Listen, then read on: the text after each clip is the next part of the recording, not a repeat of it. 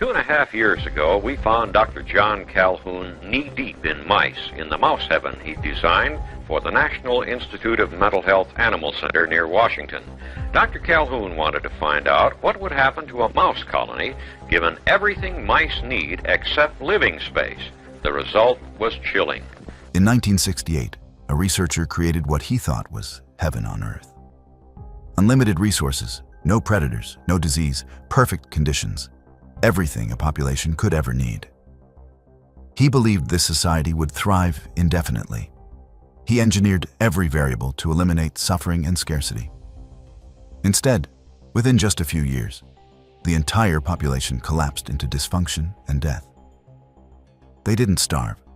They didn't get sick. They didn't kill each other over resources. They died because they had everything.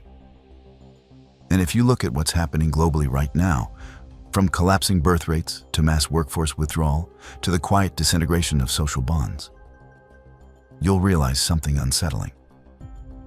We're not just studying that experiment anymore. We're living it. And the parallels between what happened in that controlled environment and what's unfolding across developed nations suggest we've entered the final stages. Let me tell you about Dr. John Calhoun and what he discovered. Calhoun was a behavioral scientist at the National Institute of Mental Health. For decades, he obsessed over one question nobody else was asking. What happens when you give a species absolutely everything it needs? Not scarcity. We understand scarcity. Competition, survival, natural selection. But what happens when you remove all challenges? When you create genuine utopia? In July 1968, Calhoun constructed what he called Universe 25, a large metal enclosure at the NIMH facility in Maryland. But this wasn't just a cage. This was engineered paradise. The structure had vertical mesh tunnels leading to 400 separate nesting boxes, enough space for nearly 4,000 mice without any crowding. And here's what made it special. Calhoun eliminated every source of stress imaginable. Food dispensers refilled automatically. No mouse would ever experience hunger. Water flowed constantly. Temperature stayed perfectly controlled. Disease was screened out completely. No sickness allowed. Predators didn't exist. Nothing could harm them. Nesting material was abundant. Space was massively over-engineered. Even at maximum capacity, there would be room for everyone. On that July day, Calhoun introduced 4 breeding pairs. 8 mice total. Young, healthy, carefully selected. And then he watched. For the first 100 days, not much happened. The mice explored. They established territories. They settled in. Then the population started expanding exponentially, doubling every 55 days. By day 315, over 600 mice lived in Universe 25. Everything functioned perfectly. Food systems handled demand. Water flowed. Families thrived in the nesting boxes. From the outside, this looked like proof of concept. Give a species everything, and it flourishes. But something was already breaking down beneath the surface. Calhoun wasn't just counting mice. He was documenting behavior. He sat in observation for hours daily, recording every interaction. And around day 315, the patterns started shifting. Population growth slowed dramatically. The doubling time stretched from 55 days to 145 days. That was strange. Resources remained unlimited. Space was plentiful. Why would growth decelerate? Because the mice had stopped behaving normally. The social structure was unraveling. What Calhoun observed next would haunt researchers for decades. He called it the behavioral sink. And we might be experiencing it right now on a global scale. In normal mouse society, males compete for territory. They establish hierarchies. They defend space. They court females. They protect offspring. They have purpose.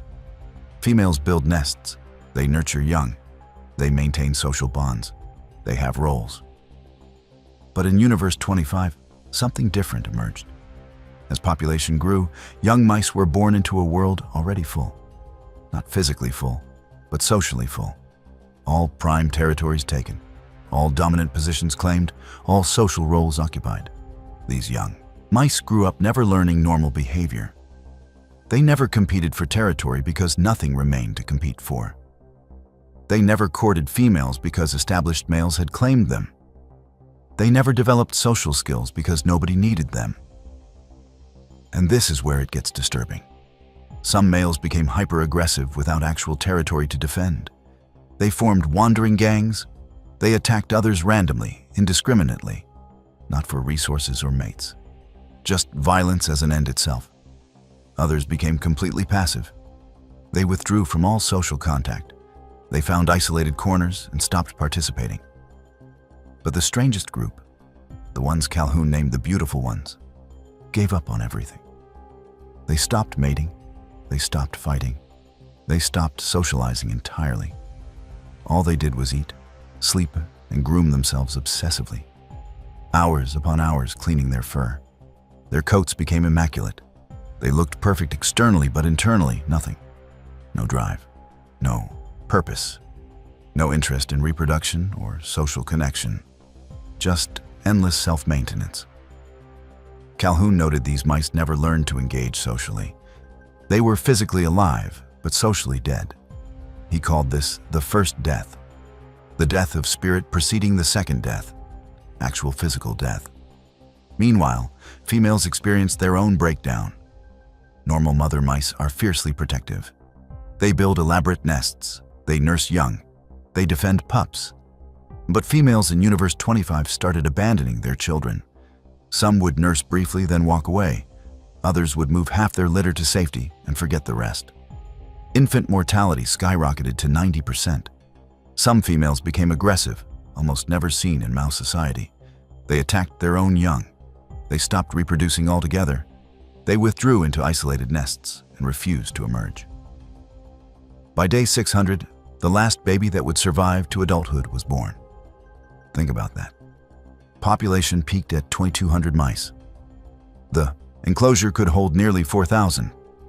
Unlimited food, unlimited water, no predators, no disease. And they stopped reproducing. Not because they couldn't physically, but because behaviorally, psychologically, they'd given up. Over the next few hundred days, Calhoun watched the population slowly die. The beautiful ones aged. The aggressive males killed each other. The isolated females withered alone. By day 920, Universe 25 was silent. Every mouse dead.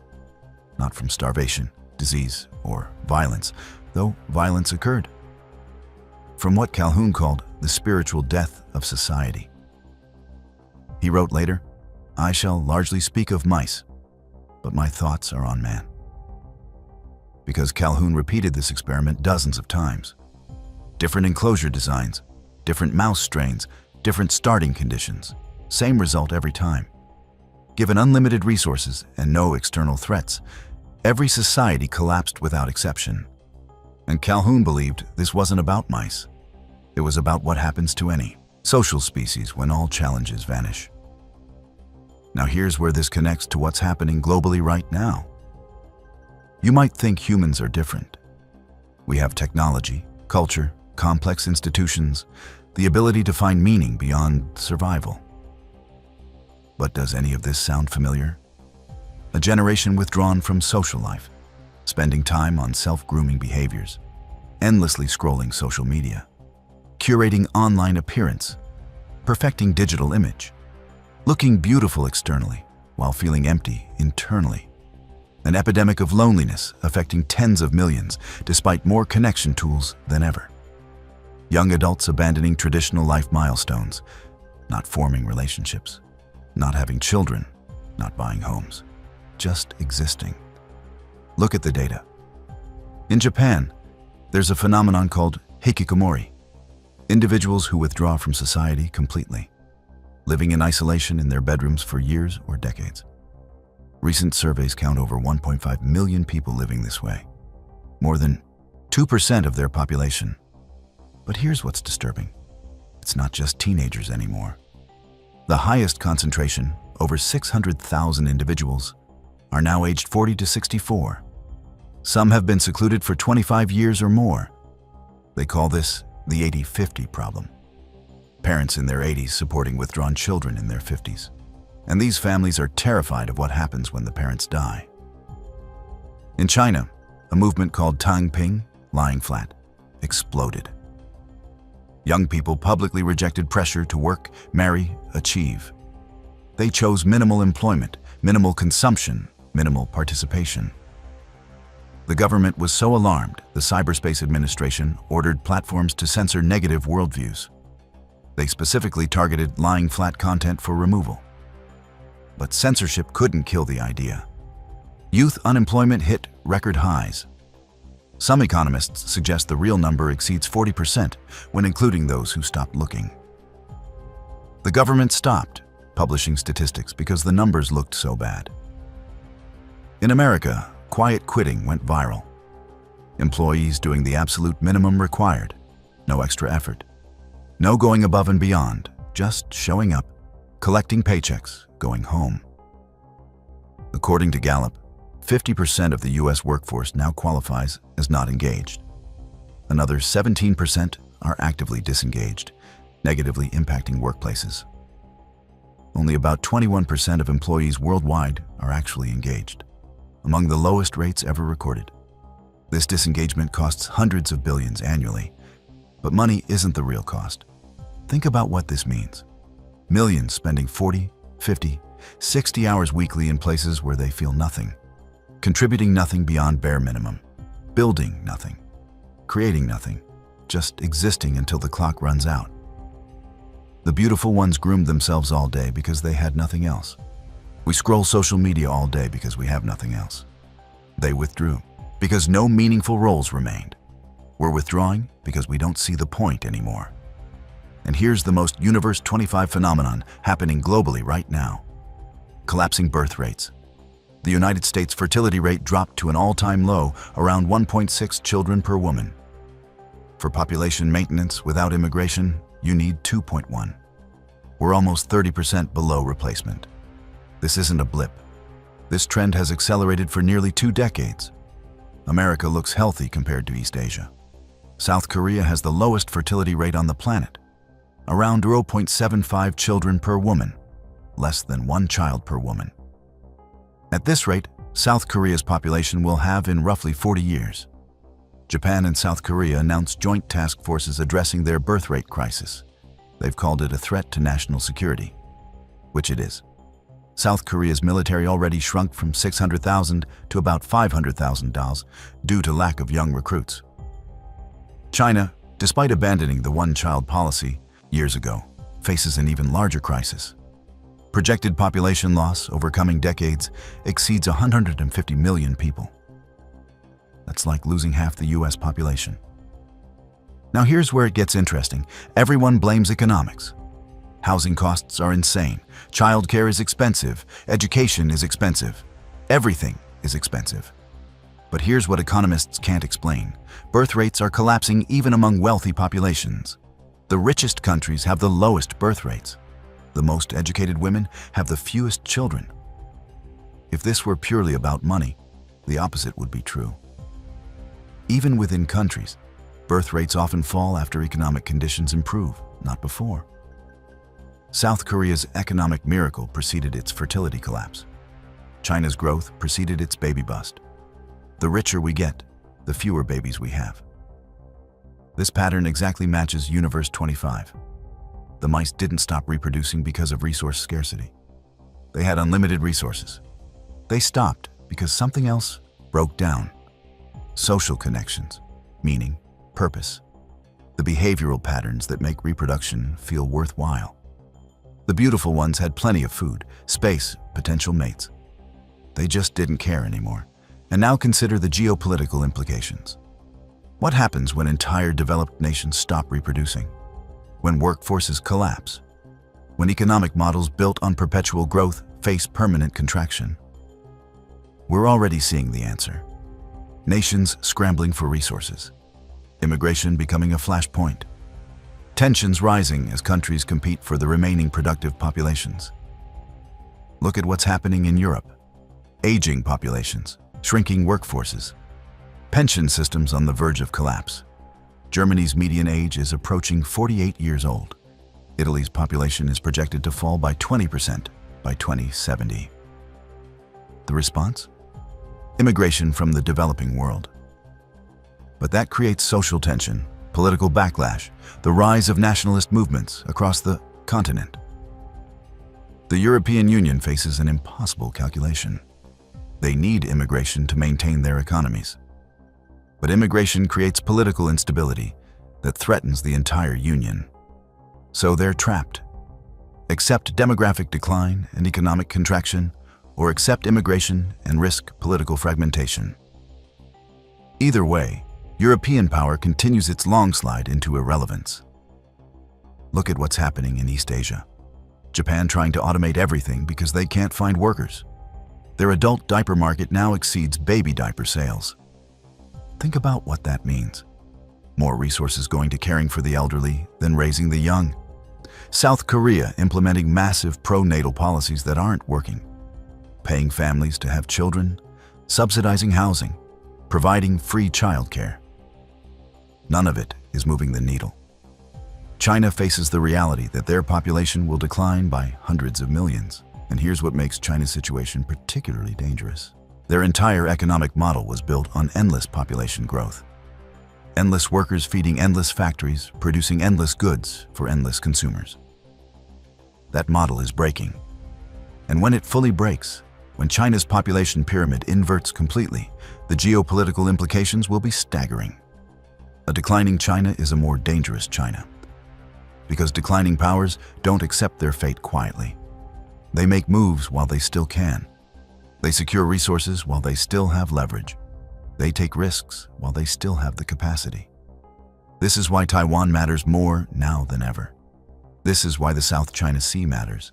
This is why Belt and Road matters. China is racing against demographic collapse. And they're not alone. Russia's population has been declining for decades. Putin knows this. It's why he's desperate to reclaim former Soviet territories. It's why Ukraine matters so much. Not just for resources or strategic depth, but for population. Russia needs bodies. Young bodies. Working bodies. Reproducing bodies.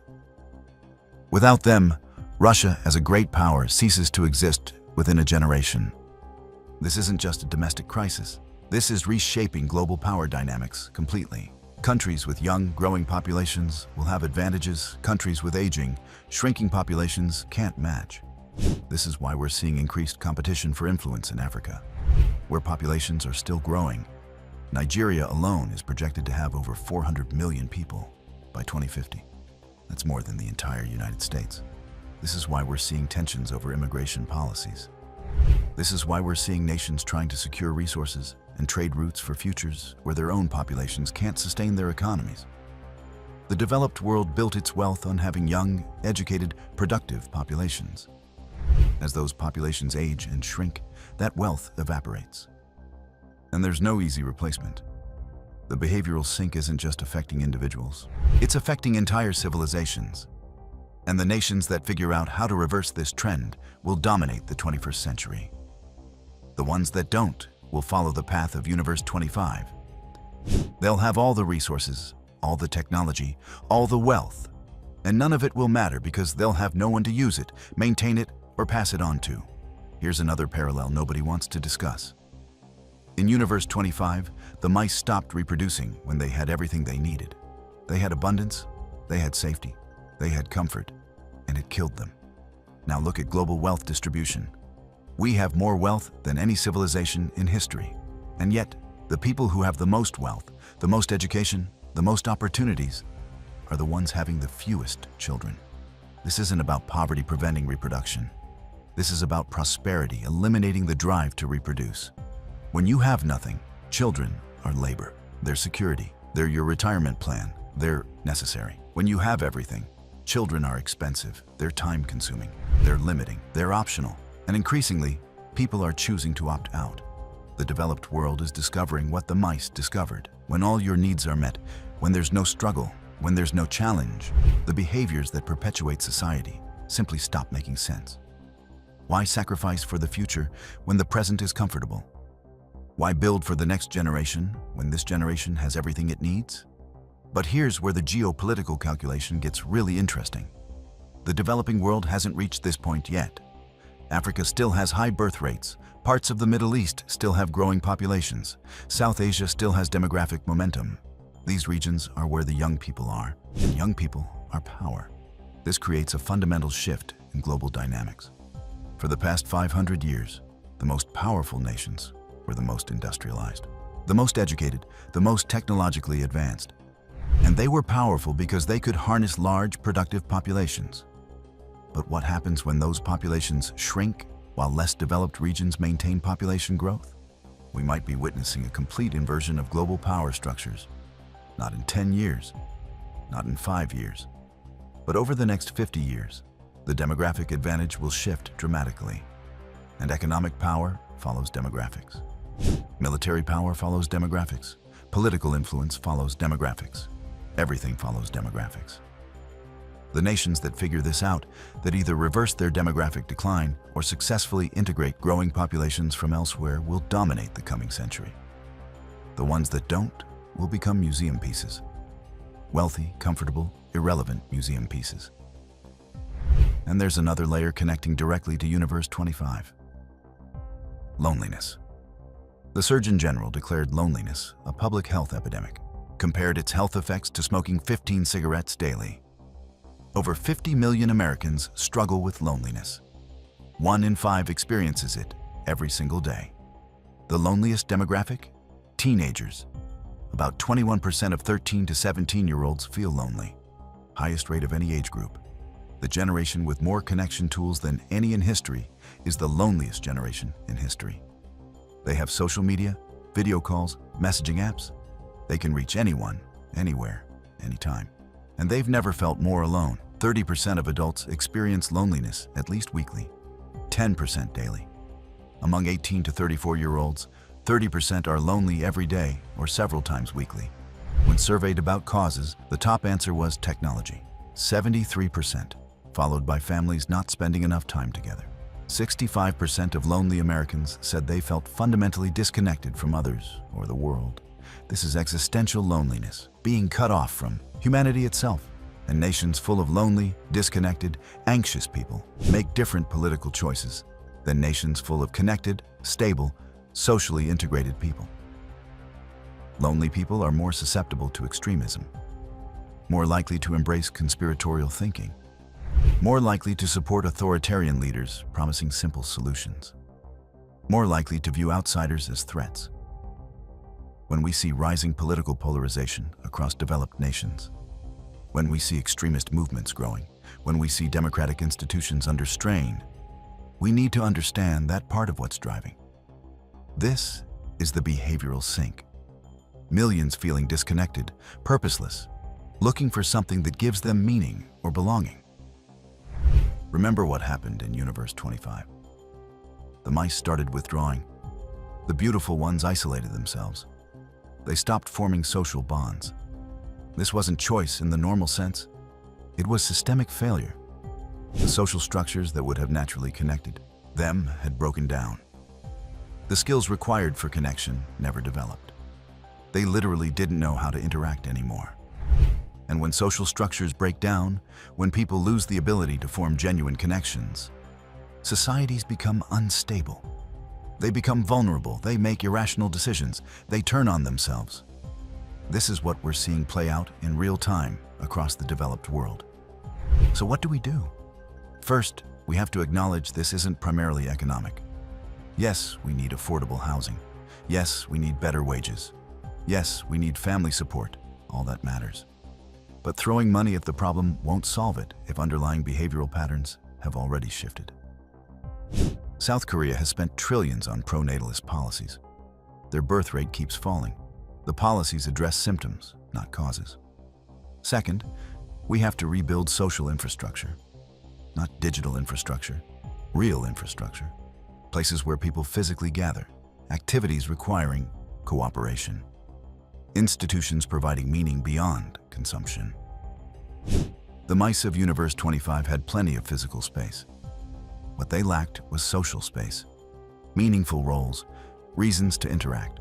We're making the same mistake, building endless apartments and offices, but no places where community can form. Third, We need to reconsider our relationship with technology.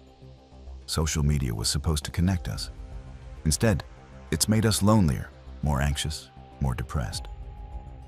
The most connected generation in history is the loneliest. That's not coincidence. When people identify technology as the top cause of loneliness, that's a signal we can't ignore. Fourth, we need new sources of meaning.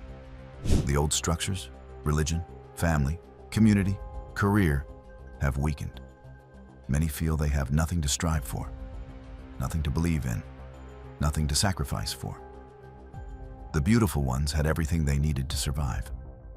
What they lacked was anything worth living for. John Calhoun identified 4 phases in Universe 25's collapse. Phase 1, colonization. Mice explore and establish basic structures. Phase 2, rapid growth. Population explodes exponentially. Systems appear functional. The Golden Age. Phase 3, stagnation. Growth slows dramatically. Social pathologies emerge. The behavioral sink takes hold. Violence increases. Birth rates fall. The beautiful ones appear. Phase 4, death. Population stops reproducing entirely. Remaining mice age and die without replacement. Extinction. Now map this onto human civilization. Phase 1, pre-industrial society. Humans struggle against nature. Resources are scarce. Social structures form from necessity. Phase 2, industrial revolution through mid-20th century. Unprecedented growth. Medicine extends life. Food becomes abundant. Technology provides convenience. Humanity's golden age of expansion. Phase 3, the present. Growth is slowing. Social pathologies emerging. Birth rates collapsing. A generation withdrawing from participation. Behaviors that made civilization possible are breaking down. Phase 4, we haven't reached it yet. And that's the point. We're not doomed. The mice couldn't understand what was happening. We can. Calhoun never saw his research as doom prediction. He saw it as warning, a call to action. He believed if we understood the behavioral sink, we could prevent it. The mice couldn't escape Universe 25. The walls were too high. They were trapped in paradise, and paradise killed them. But we can change. We can recognize what's happening. We can choose differently. The question is, will we? Because right now, every trend Calhoun worried about is accelerating. The birth rates, the withdrawal, the loneliness, the beautiful ones. We're not at phase 4 yet, but the clock is ticking. And in geopolitical terms, the nations that solve this problem first will inherit the future. The ones that don't will become cautionary tales. Empty shells, museums of what used to be powerful. Paradise isn't enough. We need something more. And we need to figure out what that is before we run out of time.